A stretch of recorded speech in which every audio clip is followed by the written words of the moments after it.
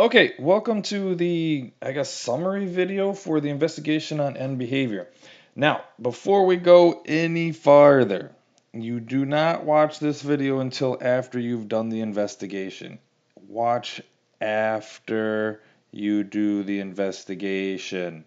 Okay? Purpose of that is so that you kind of go through this. It's very easy, it's straightforward.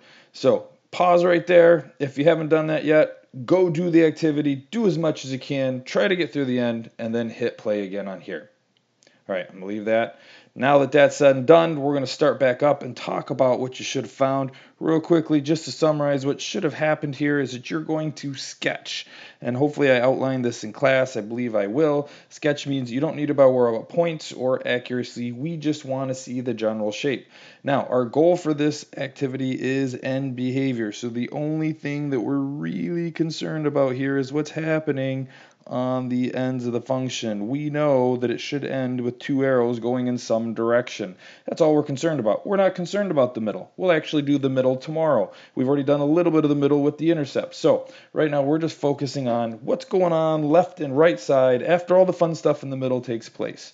So how this should have looked is you should have grabbed a Desmos calculator somewhere around here, and you should have slapped them in. Look, x cubed. I'll scroll over to the x cubed one here. Here it is, right here, x cubed. You would have typed in x cubed in Desmos, and you said, hey, look, the left side's going down, the right side's going up. Well, that's simple. It went through the origin. Whoop, you would have done a little graph there. You would have went doodle, doodle, doodle, doodle, doodle, doodle, doodle, doodle. That's it. Don't spend any time doing these. Hopefully you didn't. If you've watched this and you haven't done it, well, hey, there's a little tip for you. But I went over that in class. So now that you've got that part done, let's take a look at what you should have found from this.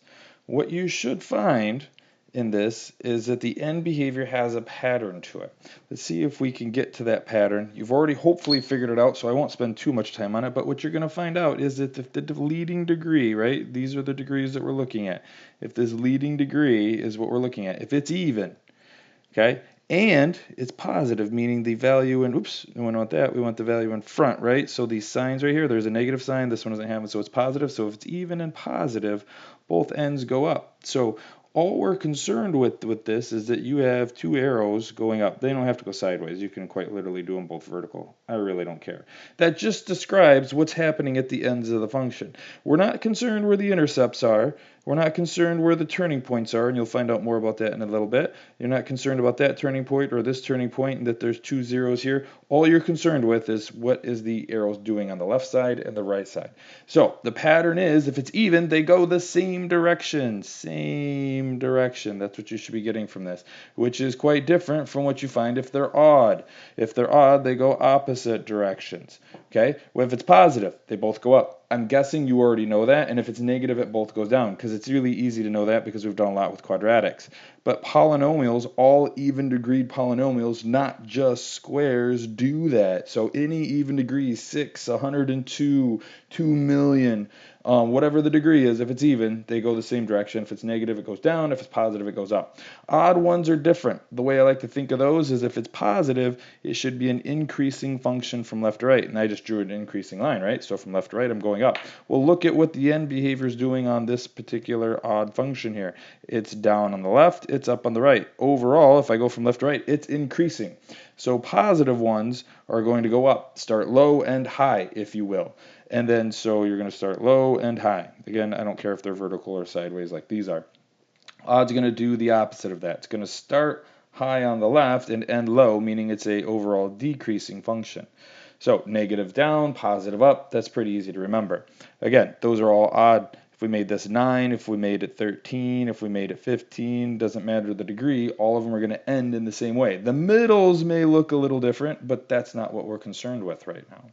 All right, so let's talk about the other big thing in these notes, and then we'll do one quick one, and I'll be done hopefully in 5 minutes, and then it'll be short.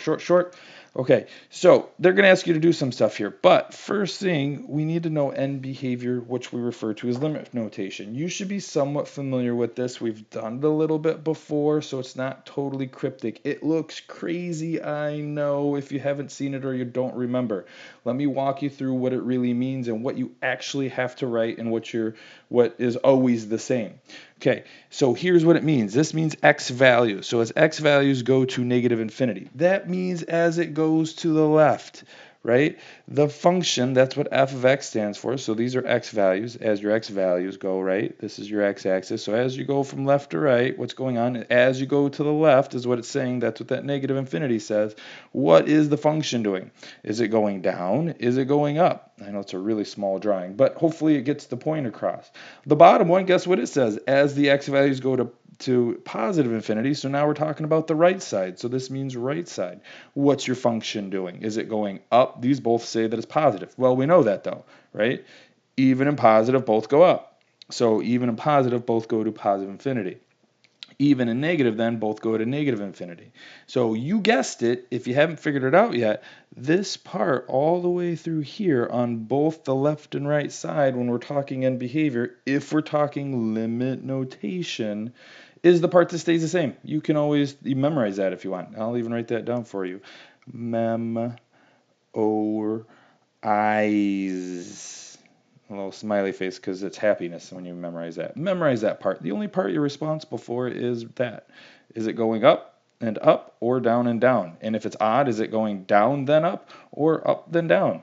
That's all you have to know. It's really pretty simple. It just looks like it's Egyptian to you. It looks like another language. I understand that. So memorize it, spend some time, write it on all the homeworks. So how does this play into what we're doing? Well, these are pieces of how we're going to graph. You've got the intercepts down, you know the y-intercept. And now we're adding what's going on at the end of it. So we're putting all these little pieces together, the graph, basically any polynomial that you get, any degree of any squared variable or higher. So first things first, you got to take a look at the leading coefficient to do end behavior. Why? Because it tells you if it goes up or down, right? That was important. So the first thing you want to look at, if you look at these first two examples, the leading coefficient's 3, this one's 4, they're both positive. Pretty straightforward.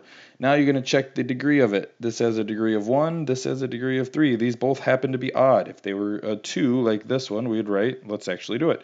We would say even. Okay, let's do our degree, our leading coefficient sign. So this one's going to be negative.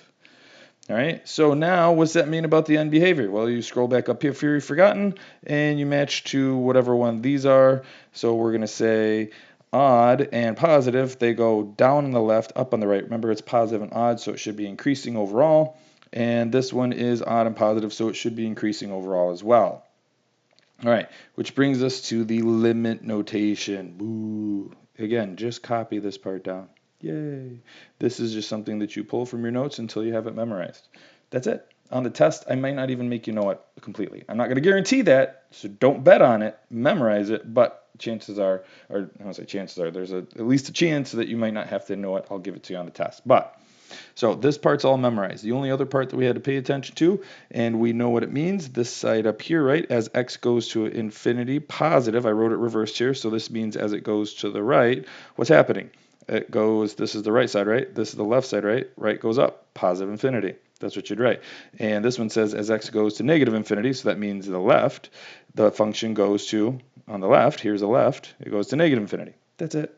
I mean, that's all it is. So for this one, if it's negative and even, sometimes I even sketch it out a little bit, right? I know it's going to be something like that. So my arrows then being negative and even, and if you forgot, you would go up here and you say, oh, look, it's even and negative. You'd scroll back down here and you say, oh, both arrows go down. And then you're going to have to put the limit notation. So you're going to copy that fancy part down, x, as x values go to infinity, the right side, as the function, f of x, that's your function, goes to negative infinity because it's going down. And then you're going to copy that part again. X goes to, this time you're going to write negative infinity. The left side as the function goes to negative infinity because they both go down. I mean, that's it. So there's a summary of your notes. You should come in tomorrow. We're going to do a homework on this in class. Ask your questions. We'll summarize again. But there you go. Nice, short, and sweet. We'll see you in class.